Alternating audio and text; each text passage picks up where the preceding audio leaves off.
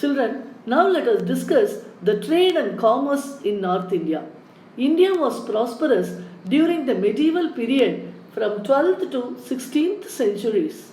A sultan named Balban was the first one who constructed the ways in the dense forest and helped the traders and their caravans to move from one place to another. What do you mean by caravan? A cart loaded with the consumable articles that are to be sold. Another one, Sultan, is also played a major role in the development of commerce and that is trade and commercial activities. His name was Alauddin Khilji. He just served the people by reducing the prices of the essential commodities. That is, he brought the prices of commodities to the lowest range. He also encouraged the imports from Persia and subsidized the goods. What do I mean by subsidization? He would reduce the cost of the products consumed by the common man. Subsidize means selling the goods at a lowest as well as the reasonable price. Okay, the Marwaris and the Gujaratis took over the coastal trade. The trade flourished well in their hands. That is, they were the kings of traders. They were considered as the kings of this trade.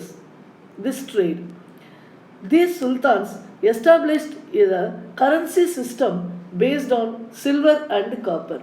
As we discussed earlier, India in the ancient ages, in India the traders were following only the barter system when no medium of exchange was there.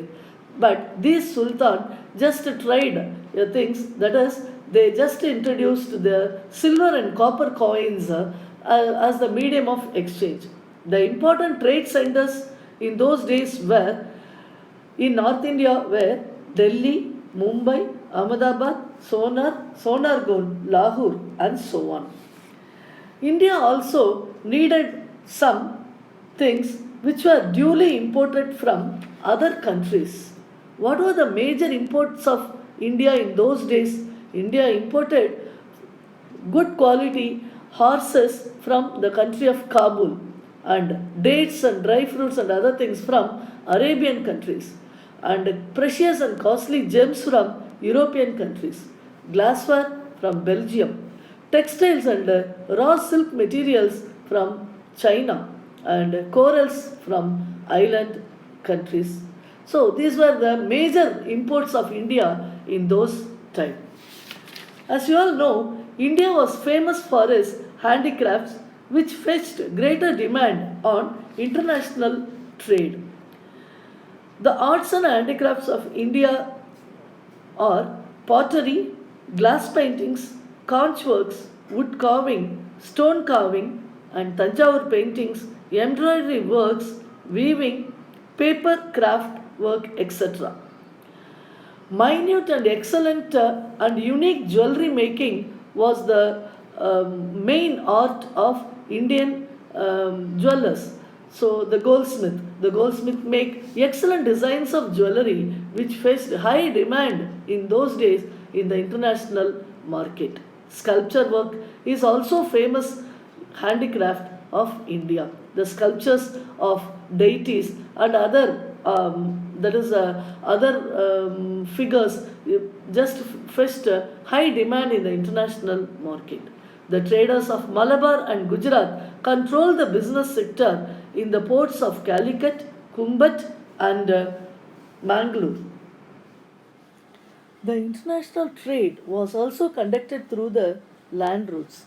Our Indian traders could reach Afghanistan, Central Asia, and Persia through this land routes. This land route trade was also conducted with Khyber Pass, Iraq, and Bukhara. Children, now let's discuss about the trade of India with Rome, China, and Europe. Roman and Greek traders had strong trade relationship with Pandya, Chola, and Chera dynasties. They visited frequently to Tamil Nadu for trading purposes. Our Chola kings had strong trade relationship with China. As you all know, China was famous for soft silk textiles, which was in greater demand for the Tamil kings and the rich people who lived in Tamil Nadu and all over the India. So, to facilitate a safe and secure sea route to China, these Chola kings conquered the Srivijaya Empire of Indonesia and the country of Malaysia. Well, during the 16th and 18th centuries, India started its international trading activities with the European countries. Dear children, you might have studied about the famous person Vasco da Gama who found the new sea route from Europe to India via Cape of Good Hope. This sea route paved the way for international trade to a greater extent. First, the Portuguese people arrived in India for trade. Slowly, other European communities were also started sailing to India. They were much attracted by the spices of India which were available in plenty here. Okay, what are the important spices that attracted the European people? The spices like pepper, cloves, cardamom, cinnamon, and cumin and coriander seeds, and even turmeric attracted them to a greater extent. Coffee and tea also fetched fair prices for them in their country. India's trade was a monopolized one over Europeans, and it was surprising to know that at one stage the global trade share of India was 55 percentage, but it is just 2 percentage in the 21st century for various reasons. The European traders represented their governments. They had a strong naval power. At first, in the name of East India Company, they entered India, but slowly they conquered us and established British Empire here by abolishing the princely states here.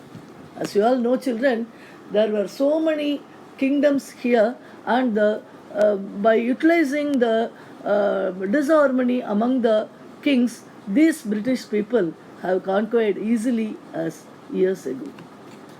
Textiles and shipbuilding earned name and fame in 17th and 18th centuries, but this scenario had also changed when Britishers captured our market. They banned Indian textile exports and insisted us to use the foreign clothes and other things. Slowly, they expanded their markets throughout Asia. They became the agent of British colonial imperialism.